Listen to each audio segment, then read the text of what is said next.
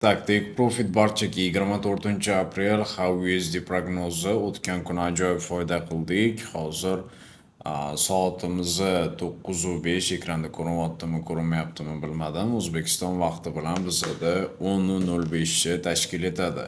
Bugun nima qilishimiz mumkin? Albatta, birinchi navbatda oldingi kun prognozini tahlil qilib chiqamiz. Nima gap, nima so'z bo'ldi va eslatma sizlarga berilayotgan ideyadan to'g'ri foydalanishni maslahat beraman va o'zinglarni analizinglar bilan solishtirgan holatda ideal kirish chiqish nuqtalarini topishinglar mumkin bo'ladi. Ko'rib turganinglarda ideyamiz juda ham a'lo tarzda o'xshamoqda. Endi esa grafik o'tadigan bo'lsak, kechangi prognozda aytgan edim va bu noodatiy holat, bilamiz, voqelikda prognoz berilmas edi.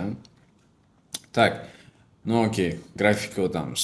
Bu yoqda 3363 lik zonada, bizda o'zi 60 lik zonada bizda sell zona bor edi. Sell zona bo'lgandan keyin aynan shu zonadan qaytishi va mana prognozim bo'yicha 3300 lik zonaga tushib, narx kuni 3350 edi. Deyarli bu yoqda sof 500 pips biza ko'rsak bo'ladi. Bu yoqda o'tgan kun prognozi bilan 500 pips foydani oldik. So'ng esa keyinchalik chiqib va mana shu zonadan sell olishimiz mumkinligi haqida xabar bergan edim. Lekin tilla yanada pastroqqa tushish xohladi. 3261 gacha tushdi. So'ng narx harakati yana tepaga harakatlanib, bizni zonamizdan 3360 lik zonadan qaytdi.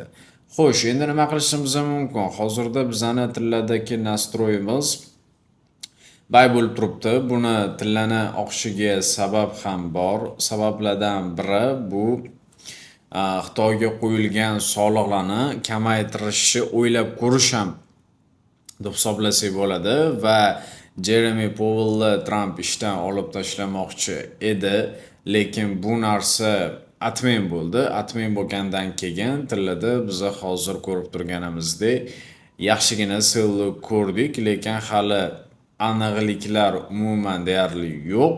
Ya'ni soliqlar o'zgaradimi yoki o'z holicha qoladimi, lekin bu gaplarni o'zi shunchalik tushirib yuborishiga sabab bo'ldi. Endi boshqa qanaqalari ham bor, endi sizlar bilishinglar kerak bo'lgani mana shu bo'ladi. Xo'sh, analizga keladigan bo'lsak, analiz bizda nima demoqda? Bu zonalarimiz ishladi, bu zonalar ishladi, ko'rib turibsizlar, kuniga indamay 500 pips bor. Mayli, ko'p gapirmasdan ishga o'tamiz. Yetgancha podpiska bosib qo'yinglar, shunchaki ko'ryapsizlar, kommentariyaga yozib qo'yinglar. Prosmotrdan хотя bir 30% kommentariyada bo'lsin, misol uchun 500 ta prosmotr bo'lsa, 100 ta kommentariya bo'lsin, men maza qilaman shuni. Hop, prognozga o'taylik. Tak, bizda hozirda umumiy holat bizda bayda turibdi, lekin hozir tilla sellga harakat qilib, narx harakati bayga davom etish ehtimoli katta. Xo'sh, narx sellga ham ketadi, bayga ham ketadi. Lekin qayoqdan ketishi hammaga qiziq. Shuni kelinglar birgalikda bo'lmasa ko'rib chiqamiz. Tak, biz olamiz. Bizda bugun unaqa holat deb hisoblaylik. Ya, bunaqaroq qilsak. Bizda hozirda tillani narxi yana bayga harakatlanishi davom ettiradi. Bayga harakatlanganda bizda qanaqa ssenariy bo'lishi mumkin? Ssenariyni o'zingizlarning ideyalar bilan kuchaytirasizlar. Agarda bizda yaxshi holat kelib qoladigan bo'lsa, katta kanalga beramiz yoki bo'lmasa vaziyatni o'zidan foydalanib maxsus kanalimizga beramiz. Buni hammanglar bilasizlar. Bilmaganlar uchun eslatma.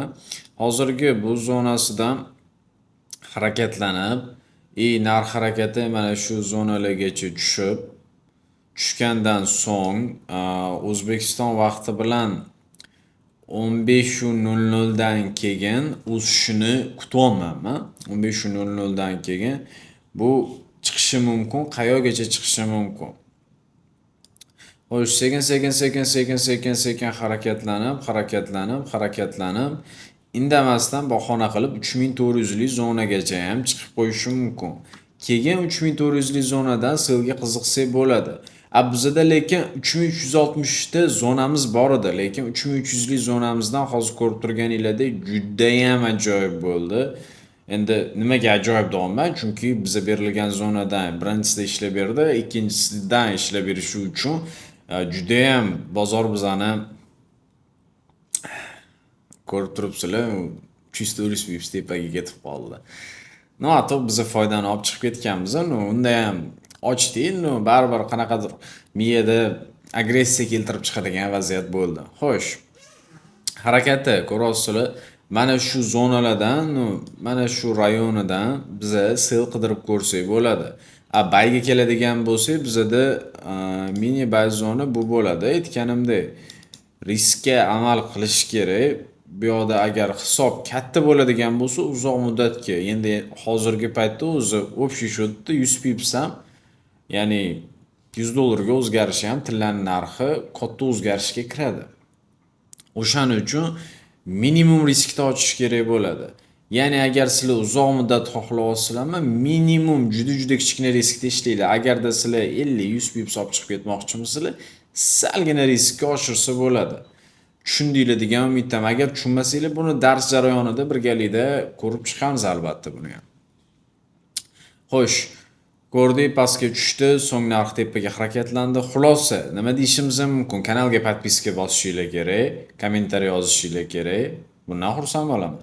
Xo'p, tillarda 3300 lik zona bilan 3280 lik zonasidan biza bay qidirib ko'rishimiz mumkin. Men o'ylashim bo'yicha ideal struktura o'zi qanaqa bo'ladi? Ya'ni ana shu zonaga tushgan, qaytgan, ko'tarilgan, qaytgan, ko'tarilgan, qaytgan, tepaga ketyapti. Tushib, harakatlanib, yana mana shu zonalardan reaksiya olib, so'ng endi tepaga ketishi. Endi ideal ketmaydi, bilasizlar, buni ham sizlar. Shuning uchun pastga tepaga bo'lib, общий счетda men keyingi prognoz olganimcha, menimcha mana shu zonalarda bo'lishini kutyapman. Lekin sel ishlab berdi, xo'sh. Mana shu zonadan minimum risk qilib ko'ramiz. Bu yoqdan sel. Menimcha hammaga tushunarli bo'lmasa, barchaga take profit keyingi prognozda ko'rishguncha. Menimcha nima demoqchiligimni tushundinglar. Agarda nima demoqchiligimni bu prognozni umuman tushunmagan bo'lsanglar, vaqt ajratib oxirgi mana shu videoni yana oxirgi ikkita prognozni ko'rib chiqsanglar, sizlarda tushuncha paydo bo'ladi, deysizlar. Bo'lmasa ko'rishguncha.